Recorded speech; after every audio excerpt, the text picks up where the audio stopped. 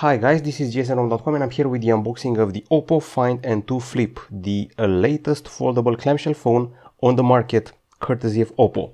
So they already have the OPPO Find N2 regular version and they also have the clamshell, which is here and is supposed to finally give the Galaxy Z Flip phones a run for their money with a similar format. Sadly, we don't have the purple version, we have the black version. The good news is that it's less glossy and more grippy. It has a special matte texture at the back side. It also has the largest external screen from all the clamshell foldable phones and a pretty invisible crease. The price should be around $1,000 to $1,100. This is an unboxing, so let's see what's inside the box. Okay, so a pretty interesting box here, a pretty elegant box. And with an overkill charger, I would say. Why overkill? Because of the fact that it provides you with 67 watts of charging, even though the phone itself can only take 44. We have a USB-A connector as well on the same charger with the Super VOOC technology.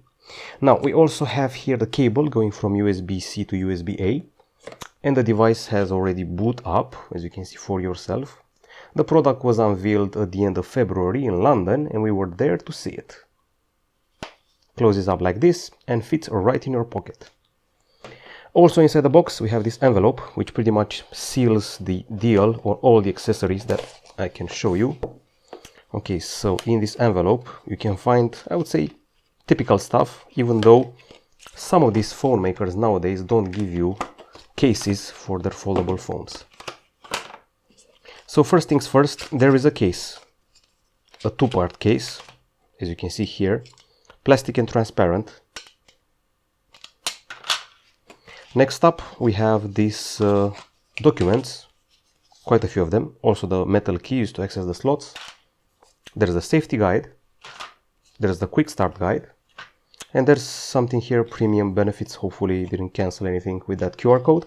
And this little fellow here is a adapter meant to ease you with the transfer from your old phone to the new one. It goes from USB-A to an USB-C, which is stuck pretty well here, but I think you can see it. So USB-A to USB-C. Okay, so when everything's said and done, that's all we have in the box. I'm not mad they didn't put headphones here. I'm not accustomed to that. Vivo, their sister brand, has accustomed me to that when they were offering headphones with the likes of the Vivo X80 Pro. But then guess what? They did not offer headphones with the Vivo X90 Pro, so things are a-changing. Okay, this was a pretty easy unboxing on account of the fact that you can put everything back together and it will feel pretty okay. Actually forgot something here. Now once again, I'll say it again, we have the black version of the phone and not the purple one. I've heard there is a third color version, gold, available in China. Okay, so when you open it up, the phone is just 7.5 millimeters thick. Closed, it's 16 millimeters, fitting well with the dimensions of the Galaxy Z Flip 4, which it competes. It has a seamless closure here, a no-gap design. You can put a sheet of paper here between these two parts and it will not fall. Now, we have glass at the front, and from what I know, this should be glass at the back, even though some sites say it's plastic. What's plastic for sure is the screen protection. As you know, it's pretty hard to deliver proper protection for a foldable screen nowadays. It weighs a decent 191 grams. It's quite a long phone. It feels like a regular phone when being opened up. It's got an aluminum frame and also it doesn't have IP certification, in case you were wondering. Now the external screen is vertical, unlike the other horizontal ones on the market, which you probably know already. It also has the new generation of Flexion hinge, which has been tested for 216,000 folds and it survived. You can actually fold the device at multiple degrees, so you can do something like this. You can fold it at 45 degrees, 90 degrees, 110 degrees, and it stays at that angle, doesn't automatically close or open. It's a combo of glass, metal and plastic, and it's, I would say, wider, just a bit wider than the Galaxy Z Flip 4, but also narrower than the Motorola Razr 2022. Now the screen you are seeing right here, the panel, is a AMOLED 6.8 inches in diagonal with LTPO technology, Full HD Plus resolution and 120 Hz refresh rate, good enough for gaming even, because we also have a processor capable of gaming. We have a pretty well hidden crease, as you can probably see for yourself, well hidden and not easily felt, so that's a big plus for this handset. Now aside from that, I think it's time to discuss the innards of the phone, but not before checking out the external screen. So this is the cover screen you're seeing here, and right now it's supposed to be unlocked by my face, hopefully. Let's try it again. Okay, and you can see its functionality. You can take photos with it, portrait and videos. You can see the weather, by the way, cloudy. Also the calendar, there's a timer, and there's also voice recorder and a connector for the wireless earphones. Aside from that, you should also be getting your quick settings, and you should also be getting your notifications. That's about it. That's all the functionality, which is a bit more limited than the one you have on the Galaxy Z Flip 4. Now the panel here is a AMOLED, 3.26 inches in diagonal, a resolution of 382 over 720 pixels, and it's definitely bigger than what the rivals are offering. Now back inside, we're going to talk about the CPU. Even though it's not mentioned here, it's actually a powerful MediaTek Dimensity 9000 Plus. We actually saw it on the Asus ROG Phone 6, the Ultimate. It's a 4nm beast, which is accompanied by, let's see here, 8 gigs of RAM and 256 gigabytes of storage. UFS 3.1, sadly, not 4.0 as I would have liked to see. Now the battery is also pretty impressive for a foldable of the Flip variety, 4300 mAh with 44 watts charging. Just so you know, the Galaxy Z Flip 4 has a 3700 mAh battery.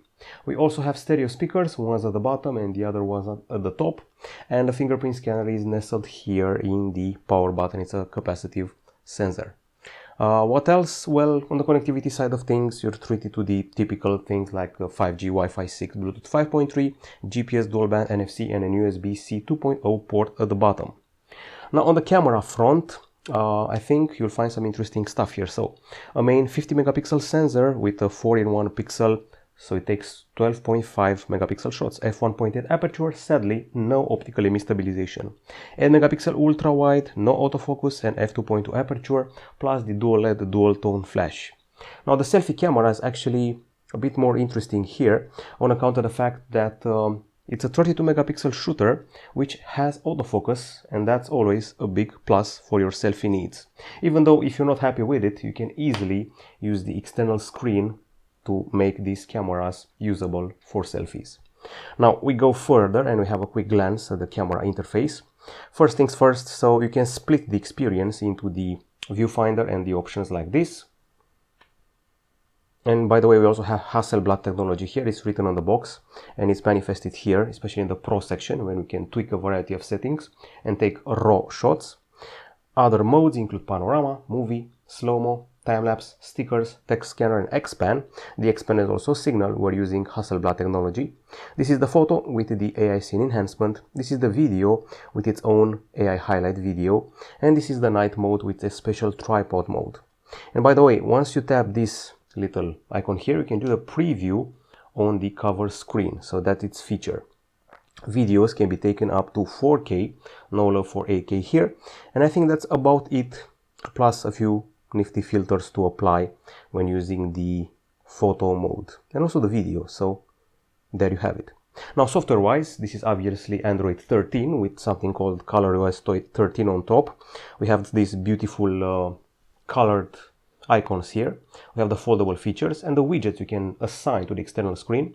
Well, Galaxy Z Flip 4 has 10. This one has 1, 2, 3, 4, 5, 6. So the Flip has the upper hand at first sight. You can do quickly priors from it.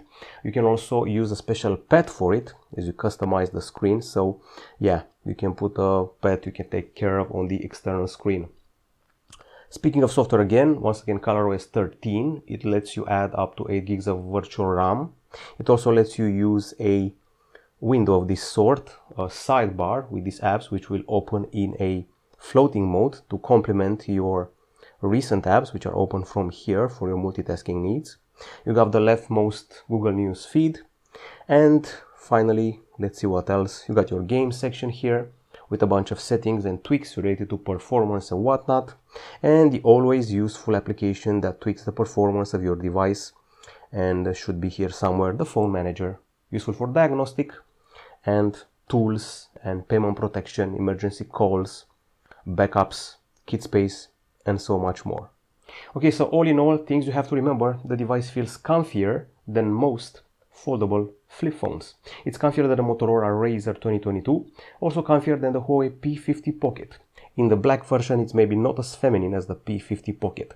It closes without a gap, fits perfectly in the pocket, and has the largest external screen in the flip segment. I should also probably mention the fact that this device has the largest battery and the fastest charging from all the flips. I wanted more features on the external screen. I wanted apps that could run full screen, like they do on the Motorola Razr 2022 with YouTube and Google Maps. But there are pros and cons to all the flips out there. My main question would be to see how performing is the CPU compared to the Snapdragon on the Z Flip 4, and how large is the battery life compared to the same Samsung rival. Of course, the cameras would be nice to compare once we get to test them in these, I would say, pretty cold days. That's it from gsno.com. At least the crease is not visible and the device feels pretty comfy. That's my first impression. I don't like the black version, I like the purple one, but I enjoy the fact that it's matte instead of glossy. That's it from us. Goodbye.